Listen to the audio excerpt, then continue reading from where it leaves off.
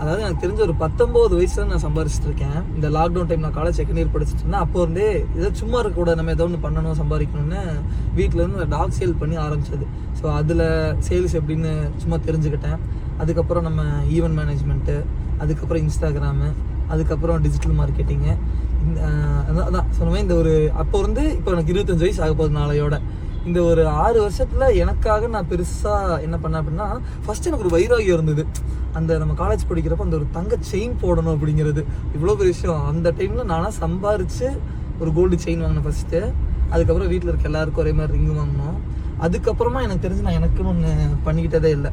ஃபுல்லாக சம்பாதிக்கிறதுலாம் invest, share market, mutual fund அந்த மாதிரி தான் போட்டுட்டு இருந்தேன். இந்த 25th இயர் பர்த்டே வரப்போ ஏதாவது ஒன்று சாதிச்சுமா ஏதோ ஒரு ஃபீல் வேணும் அப்படின்னு லேண்டும் வாங்கலாமா கார் வாங்கலாம்னு யோசிச்சேன். லேண்டு ப்ராசஸ் ரொம்ப டிலே ஆச்சு. பர்த்டேக்குனா ஏதோ ஒன்று வாங்கியே ஆகணும் நான் அப்படின்னு சொல்லி முடிவு பண்ணி கார் எடுத்துட்டோம். நல்லாயிருக்கு இந்த ஒரு ஜேர்னி. நினச்சே பார்க்கல இந்த மாதிரி ஒரு 50% கிட்ட அப்படியே ஒரு அமௌண்ட் அட்வான்ஸாக கொடுத்து பேலன்ஸ் இந்த மாதிரி லோன் போவோன்னு. ஏதோ 20 வயசுலேருந்து சும்மா எதர்ச்சியாக வீட்டில் சொல்லி ஒரு ஆடிட்டரை பிடிச்சி அவர்கிட்ட ஐடி ஃபைல் பண்ண ஆரம்பித்தேன். இன்றைக்கி அந்த ஐடி எனக்கு லோனுக்கு யூஸ் ஆகிருக்கு. இதை பற்றி பேசணும்னா டீட்டெயில்டாக பேசி போடலாம். அதாவது அதான் எனக்கு தெரிஞ்ச நான் ட்ரிப்பு நான் 19 வயசுன்னு சம்பாதிக்கிறேன். எப்பவுமே கையில் காசு இருக்கும். ட்ரிப்பு எங்கேயுமே நான் போனது கிடையாது. போனாலுமே ஈவெண்ட்டுக்கு, ஷூட்டுக்கு இந்த மாதிரியே தான் போயிருக்கேன். ஃப்ரெண்ட்ஸோட கேங்காக சுற்றுறது எதுவுமே கிடையாது. ரெகுலராக நான் ஷூட்டுக்கு போகிறக்கேன் கூட வர பசங்க தம்பிங்க அந்த மாதிரியே தான். அப்படிலாம் ஜாலியாக எங்கேயுமே அவ்வளோ பெருசாக சுற்றினதில்லை. இந்த வருஷம் கொஞ்சம் நிறையா சுற்றினேன். அதுவும் ஒர்க் வச்சுட்டே தான் சுற்றினேன். ஏன்னா கொஞ்சம் இந்த மிடில் கிளாஸில் நம்ம வர்றோம்னாலே இந்த மாதிரி நம்ம இருக்கிற காசை செலவு பண்ணிட்டோ இல்லை ஜாலி பண்ணிட்டோம்னா அந்த டைமும் சரி அந்த மணியும் சரி நம்ம லேபேக் ஆயிடுவோம். நம்மளால் அவங்களுக்கு ஈக்குவலாக போக முடியாது அப்படின்னு இருக்கும். ஃபஸ்ட்டு இதுக்கு முன்னாடி ஒரு கார் வாங்கினேன். அந்த கார் எதுக்குன்னா ஹில் ஸ்டேஷன்லாம் ஈவெண்ட்ஸ்க்கு நான் போயிட்டு வருவேன். மார்க்கெட்டிங் ஷூட்ஸுக்கு போவேன். இப்போ நிறைய டைம் மலையில் மாட்டிப்போம். ஊட்டிக்கெலாம் வாரம் ஈவெண்ட்டுக்கு போவேன். வெள்ளி சனி 2 நைட்டுமே ஈவெண்ட் போவேன். இப்போ மலையில் மாட்டிக்கிட்டே இருக்கிறேன்னு சொல்லி அந்த ஈவெண்ட் ஃபுல்லாக ஒரு வாரம் விடாமல் ரெகுலராக போய் சம்பாரித்து மொத்த காசு எடுத்து போய் ஒரு செகண்ட்ஸில் ஒரு கார் வாங்கினேன். அந்த கார் நிறைய சம்பாரிச்சு கொடுத்தது. ஸோ அந்த காருக்கு வந்து ஒரு ஃபேமிலிக்காக வச்சுட்டு இது இப்போது எனக்குன்னு பர்சனலாக நல்லா பந்தாவாக போயிட்டு வரோம்னா அதுக்குன்னு இந்த ஒரு காரு. அதான் ஒரு என்ன சொல்கிறது, சும்மா நம்ம ஓடிட்டே இருக்கோம் நமக்குன்னு என்ன பண்ணிட்டோம் அப்படிங்கிற ஒரு ஃபீல் ஒரு கொஞ்சம். இதுக்கப்புறம் எனக்குப்பா இவ்வளோ பெருசாக ஒன்று பண்ணிட்டோம், மூடிட்டு ஒழுக்குமே இனிமேல் வேலை பாரு, விட்ட காசை இது பல மடங்கு சம்பாதிக்கணும். அப்புறம் இன்னொன்று யோசிப்பேன், நான் எப்போவுமே என்னோட இன்வெஸ்ட்மெண்ட்னா ஸ்டார்டிங்கில் நானாக தான் இருப்பேன். நான் பேசுகிற சேல்ஸ் ஆகட்டும், நான் பண்ணுற பிஸ்னஸ்க்கு ஃபேஸ் ஆகட்டும், ஈவெண்ட்ஸ் போய் பேசுறது எம்சி பண்ணுறது நான் தான், இன்ஃப்ளூயன்சர்னா ப்ரொமோஷனுக்கு நான் தான். ஸோ எல்லா பக்கமும் நான் தான் என்னோட ஃபேஸ் அப்படிங்கிறதுனால என் மேலே இன்வெஸ்ட் பண்ணிக்கிறது தப்பு இல்லைன்னு நான் அந்த பழக்கம் கொண்டு வந்தது என்னோட இந்த 24 வயசுக்கு அப்புறம் தான் கொஞ்சம் என்ன பார்க்க ஆரம்பித்தேன். 24க்கு அப்புறம் ஒரு பெரிய அடிக்கு அப்புறம் 24லேருந்து இப்போ 25 ஆக போகுது. இந்த வருஷம் தான் ஃபுல்லாக எனக்காக பார்க்க ஆரம்பித்தேன். பேசிக்காக ஒரு வாட்ச் வாங்குறதாகட்டும், இருக்கிற செயினை டெவலப் பண்ணுறதாகட்டும், நீட்டாக ட்ரெஸ் பண்ணுறதாகட்டும், ஷூ வாங்குறதாகட்டும். ஆனால் இப்போ இவ்வளோ பெருசாக காரு நல்லா இருக்குது இந்த ஒரு ஜேர்னி. முக்கியமாக இன்னொரு விஷயம் என்ன சொல்லணும்னா, இன்வெஸ்ட் பண்ண ஸ்டார்ட் பண்ணிடுங்க. ஏன்னா பணத்தை வந்து கொஞ்சம் ரொம்ப இன்வெஸ்ட் இல்லை, நான் பேசிக்காக சிலதெல்லாம் பண்ணுறேன். இந்த வீடியோ பார்த்துட்டு உங்களுக்கு இதை பற்றி டீட்டெயில்டாக பேசி போடுங்க அப்படின்னு கேட்குறீங்கன்னா போடுறேன். ஏன்னா சும்மாவே ஷார்ட்ஸே யாரும் பார்க்க மாட்டுறாங்க. இது லென்த்தி வீடியோலாம் போட்டு யாரும் பார்க்காம தான் ரொம்ப டிப்ரெஷனில் தள்ளிடுறேன். அதனால் அவ்வளோ எஃபர்ட் போட்ட மேடம் யாரும் பார்க்கல, யாரும் உட்காந்து ஃபீல் பண்ணுறதுக்கு எஃபர்ட்டே போட வேண்டாம். முடிஞ்ச அளவுக்கு ஃபஸ்ட்டு நம்ம இந்த ஷார்ட்ஸ் ஃபார்மேட்லேயே வ்ளாகிங்ஸ் பண்ணலான்னு தான் இப்போ கொஞ்ச நாளைக்கு இந்த ஒரு 1 வீக் டைம் ஃப்ரேமில் ஸ்டார்ட் பண்ணி ஒர்க் போயிட்டுருக்குது. அப்படியே இனிமேல் ரெகுலராக அந்த விளாக்ஸ் உங்களுக்கு வர ஆரம்பிச்சிடும். ஸோ நான் என்னென்ன பண்ணி இந்த என்னோடய இன்கம் ஆகட்டும் எதுனா ஈவெண்ட் மேனேஜ்மெண்ட் ஒன்று, டிஜிட்டல் மார்க்கெட்டிங் ஒன்று, அண்ட் இன்ஃப்ளூயன்சராக நம்ம பண்ணுற ப்ரொமோஷன்ஸ் ஒன்று, இது இல்லாமல் என்ன இருக்குது எனக்கு? இது 3 தான் இருக்குதோ? ஏன் வேறு தான் இருக்குதா? இல்லை வேறு தான் பண்ணுறேன் நான் டிஜிட்டல் மார்க்கெட்டிங் ஈவெண்ட்ஸ்லேயே எம்சி. ஓகே, அவ்வளோதான். டிஜிட்டல் மார்க்கெட்டிங் ஒரு பிஸ்னஸ்ஸு, ஈவெண்ட் மேனேஜ்மெண்ட் ஒரு பிஸ்னஸ்ஸு. அதில் தனியாக ஆர்டிஸ்ட்டாக நான் டிஜிட்டல் மார்க்கெட்டிங் இன்ஃப்ளூயன்சராக ப்ரொமோஷன்ஸ் பண்ணுறேன். ஈவெண்ட் மேனேஜ்மெண்ட்டில் நான் தனியாக ஆர்டிஸ்ட்டாக எம்சிங் பண்ணுறேன். இது 4 தான் கோர். முடிஞ்ச அளவுக்கு இன்னுமே நேரோ பண்ணி ஒரு 2 விஷயத்த மட்டும் வச்சுட்டு அதுலேயே ஒர்க் பண்ணும் அப்படிங்கிற ஒரு ஐடியாவில் இருக்கேன். நிறைய எடுத்து போட்டால் வேலை நிறைய ஓடுற மாதிரி தெரியும். பட் எண்ட் ஆஃப் இதே எல்லாமே லைட்டாக கொஞ்சம் நம்ம தொட்டிருப்போம். அதே இந்த அக்கம்ப்ளிஷ்மெண்ட் ஃபீல் நம்ம கொடுத்துரும். ஸோ ஃபஸ்ட்டாக நான் ஸ்டார்ட் பண்ணுறப்போ சும்மா தெரிஞ்சவங்கள்ட்ட எல்லாம் கேட்டு நிறைய பிஸ்னஸ் நமக்கு ஆரம்பிக்கணும்னு தோணும். ஆனால் எல்லாத்துலேயும் போய் நம்ம ஆரம்பிக்க முடியாதுல்ல. அதனால் என்னென்னா எல்லாத்துலேயும் இன்வெஸ்ட் பண்ணலாம் அப்படின்னு சொல்லி இந்த ஷேர் மார்க்கெட்டு, ஸ்டாக்ஸில் வந்து இன்வெஸ்ட் பண்ண ஆரம்பித்தேன். அந்த இன்வெஸ்ட் பண்ண ஆரம்பிக்க அது போதை மாதிரி இருக்கும். இன்னும் இதை வாங்கணும், அமேசானை வாங்கணும். என் ஃப்ரெண்ட்ஸ் தடவை போயிட்டு நான் அந்த ஃபேஸ்புக்கில் ஒரு ஷேர்லாம் வாங்கிட்டா, என் கம்பெனி தான்டா, என் கம்பெனியில் என்ன வீடியோ போடலையா நீ அப்படின்லாம் சொல்லி பேசுனேன். கூகுளில் வாங்கிட்டு நீ கூகுளில் யூஸ் பண்ணு, நம்மளோட கம்பெனி தான் அப்படின்னு ஒரே ஒரு ஷேர் வாங்கிட்டு, ஸோ அது ஒரு மாதிரி அந்த அந்த கம்பெனிலலாம் நம்ம வந்து ஒரு பார்ட்டாக இருக்கும் அப்படிங்கிற ஒரு போதை மாதிரி இருக்கும் எனக்கு. ஸோ அது வந்து செலவு கிடையாது, அது கண்ணுக்கு முன்னாடி க்ரோ ஆகுதுன்னு தெரியும். இறங்குறப்ப ரொம்ப மனவேதனையாக இருக்கும், ஆனால் க்ரோ ஆகிறப்போ நமக்கு நல்லாயிருக்கும். ஸோ அது பண்ண ஆரம்பித்தேன். அது அப்படியே ஒன்ஸ் நம்ம சேவ் பண்ண ஸ்டார்ட் பண்ணிட்டா அது பாட்டுக்கு அக்யூமுலேட் ஆகும். ஃபஸ்ட்டு அது பண்ணேன். இனி நெக்ஸ்ட் இப்போது அதிலேருந்து கொஞ்சம் நான் வித்ட்ரா பண்ணி இப்போ கார் எடுத்திருக்கோம். இதுக்கப்புறம் திருப்பி அடுத்து இப்போ தான் புதுசாக ஒரு விஷயம் கற்றுக்கணும். ஃபஸ்ட்டு லேண்டு விஷயம் பார்த்துட்டோம். இப்போ கார் வாங்குறப்ப இந்த காரை பற்றி பார்த்துட்டே இருந்தனால மோட்டோ விளாகிங் ஸ்டார்ட் பண்ண ஒரு முடிவோடு இருக்கேன். நெக்ஸ்ட் அது பண்ணலாம் நம்ம.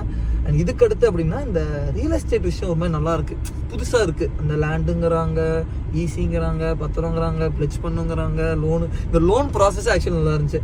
முக்கியமான ஒரு விஷயம் என்னென்னா இந்த லோன் ப்ராசஸ். அதுவும் இந்த பேங்க் நான் வந்து எதையுமே மெயின்டைன் பண்ண மாட்டேன், வெறும் கூகுள் பே தான் எல்லாமே. கையில் கூட கேஷ் கூட வச்சுக்க மாட்டேன். ஆனால் அந்த பேங்க் போகிறது, சலான் ஃபில் பண்ணுறது, பாஸ்புக் தேடுறது, செக்கை தேடுறது, எனக்கு தெரிஞ்ச ஒரு 4 பேங்க்ல எனக்கு அக்கௌண்ட் இருக்குது. எதோட பாஸ்புக்குமே என் கையில் கிடையாது, எதோட டீட்டெயிலுமே தெரியாது. எல்லாத்தையுமே ஒவ்வொரு ஃபோனில் ஒவ்வொரு கூகுள் பேல வச்சுருக்கேன், அவ்வளோதான். அப்பா அந்த பேங்க்கு போய் அந்த ஃபார்மை ஃபில்அப் பண்ணி பட்ட பாடு இருக்கே. இதெல்லாம் வந்து அந்த கதறல் எல்லாமே ஒரு வீடியோ எடுத்து வச்சுருக்கேன், நேற்று நடந்தது எல்லாமே. அதுவுமே உங்களுக்கு அப்லோட் பண்ணி தரேன். சும்மா இது வந்து எவ்வளோ பார்ட்டாக கட் பண்ணுவாங்க, எப்படி போடுறாங்கன்னு தெரில. இது ஷார்ட்டாக வரும். இதில் எந்த டாபிக் நம்ம எம்சிங் பற்றி ஆகட்டும், ஈவெண்ட்ஸ் பற்றி ஆகட்டும், டிஜிட்டல் மார்க்கெட்டிங் ஆகட்டும், இல்லை என்ன சொன்னால் நம்ம ப்ரொமோஷன்ஸ் இன்ஃப்ளூயன்சிங் ஒர்க்காக இருக்கட்டும், இல்லை எனக்கு இப்போ ரீசெண்டாக என்ன இந்த லோன் ப்ராசஸ் ஆகட்டும், அப்புறம் வேறு என்னென்னு பார்த்தோம், இந்த லேண்டு பற்றி நடுவில் பார்த்துட்டு இருந்தேன், அதாகட்டும், ஷேர் மார்க்கெட் ஆகட்டும்.